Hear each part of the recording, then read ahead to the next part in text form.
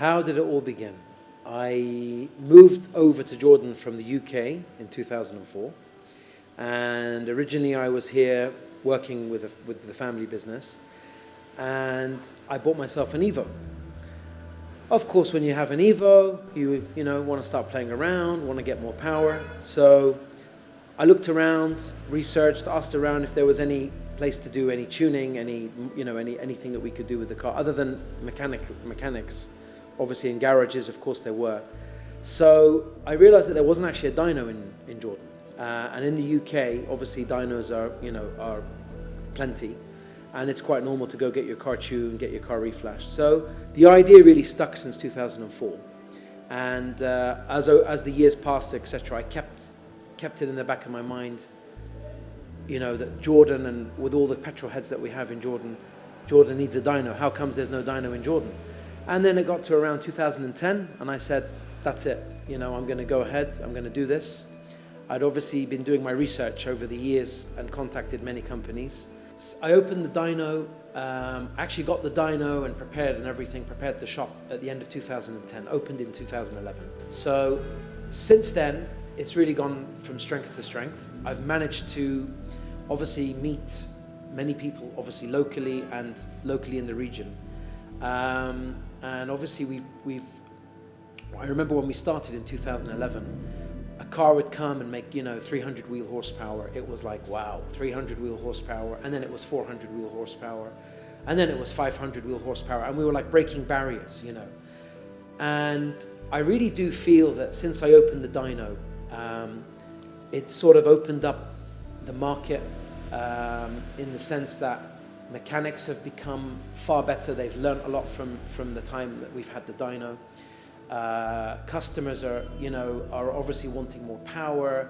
The parts, the fabrication, everything that goes into building a car has definitely accelerated, in my opinion. I'm sure that most people will agree, since we opened in 2011. And it's just going from strength to strength. Jordan has become, extremely well known now, especially in the region, for the drift builds, for the time attack builds, for street cars. I know that maybe in the Middle East, compared to the Middle East, we don't work so much on V8s. But definitely when it comes to working with BMWs and 1JZs, 2JZs, Subarus, Evos, we're definitely up there. We're definitely, at the top of our game. So definitely, I really do think that we've leapt, leaps and bounds with regards to modifying cars in Jordan since the dyno came. The most powerful car that we had tested here on the dyno was actually a build that was actually done fully in Jordan. It's a BMW E28, just like my first car. It was an original 535 E28, and the car has a 2JZ engine swap. And I believe, if I remember rightly, it made 1,001 wheel on ethanol, E100. And with nitrous, it made just over 1,100 wheel. That has been the highest powered car tested so far. Though I will say, there is a car that can make that power, but we haven't actually tested it to that power at this stage. So we are in the 1,000 wheel plus category now. My first car actually was originally my mum's car. It was a BMW E28, 528. I got my license. My dad knew I was waiting to drive like, crazy. And I wasn't going to accept anything which was like a 1.1 or a 1.2, which is quite common in England. You have to drive a small CC car, etc., for insurance purposes and safety. So I was very lucky. My dad bought my mum a new car, and I took BMW 528, which was a lot of power at the time. So I had a 528 E28 BMW. That was my very, very first car. Actually, I went to school in the UK, and we had a karting team. So actually, I had been karting from around the age of 12 till the age of 16. I used to compete for my school's karting team. And of course, I used to kart outside the school team, but not competitively. So I'd always regularly gone karting and always liked motorsport, always wanted to get into motorsport. But actually, until I moved to Jordan, I never actually competed in any motorsport activities. The truth is, I'd always wanted to have an Evo. And I was actually planning to buy one as my next car when I was living in the UK. So when I came to Jordan, it just so happened that a friend of my cousin's had an Evo 6 for sale and he wanted to travel. So that's how it really became. It was like, everything was fitting into place. So I bought an Evo. I've been a big fan for a long time. And, I did used to watch rallying, so obviously, used to see Evos on TV all the time. I had a couple of friends in the UK who owned Evos, so it was something I always wanted. And I bought a Tommy Mackinnon. Unfortunately, I didn't have it for that long. I had it for less than a year. I got engaged and got married, so part of the deal of that, I had to get rid of the car. This current Evo here actually was actually built in Abu Dhabi, and I bought it this year. It was a car that I'd admired for a long time. Even though obviously here at the shop here we do actually build any cars, whether it be a time attack car or a drifting car. We obviously tune cars here as well. But this one was ready built, and it was it was sitting there and it was for sale, and I was desperate to do a Rumman this year. The Fat Boy. This is an Evo 9, and originally when I bought the car, it did come with an Evo 9 engine, a modified Evo 9 engine, strokered, with an AMS turbo, AMS headers, the full AMS kit, polished head. And unfortunately that engine has now gone in Rumman Hill Climb. So I've actually had my old engine from my previous Evo, which is also strokered. It's a 2.3, but it's running with the Turbo 9 camshafts, 272 HKS camshafts. And right now it's probably making around 425 wheel, compared to the previous engine, which was making around 610 wheel horsepower. But actually for speed test time attack, it's actually pretty good. It's more than enough. But for a Rumman Hill Climb, definitely the engine that came with it, which was designed specifically for super lap in Yas Marina, it obviously was a big amount of a bigger power output. The car also has full KW Robbie Sport suspension. It has a dog box. It has a lot of obviously carbon fiber parts, modified engine mounts,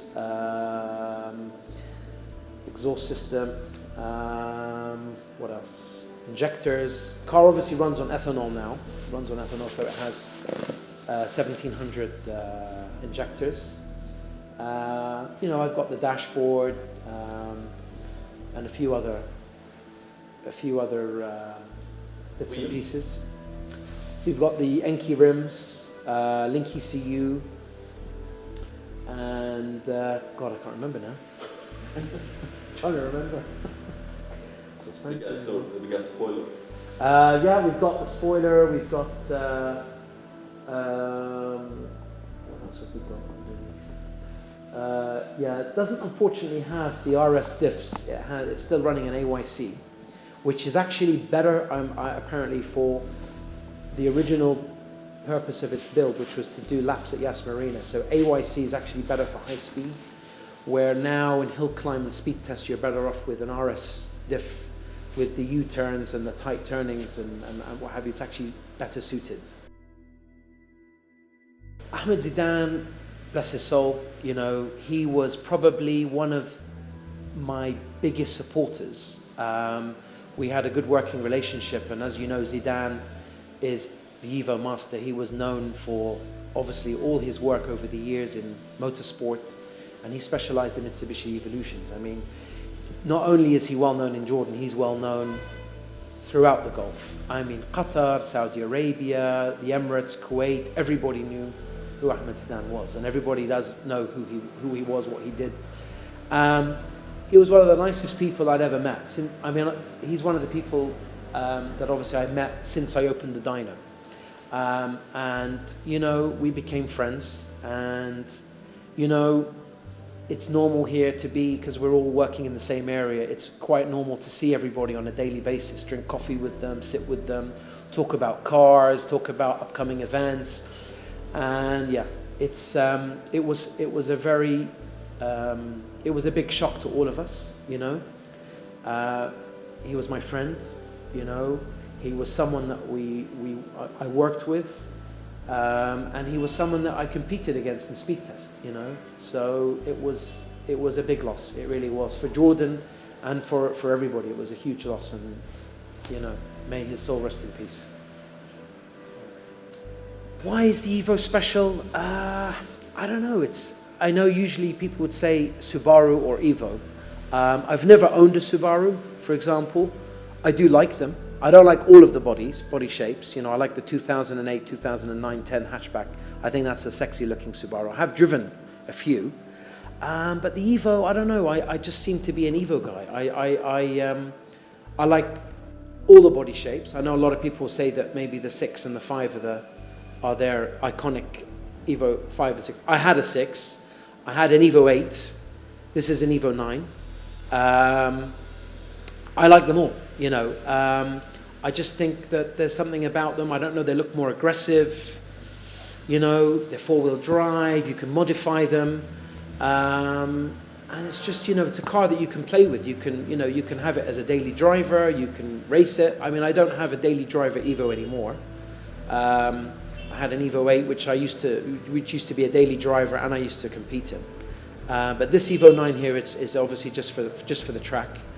And yeah, I don't know. It's just there's something about the Evo. I can't explain it. I'm just attracted to Evos.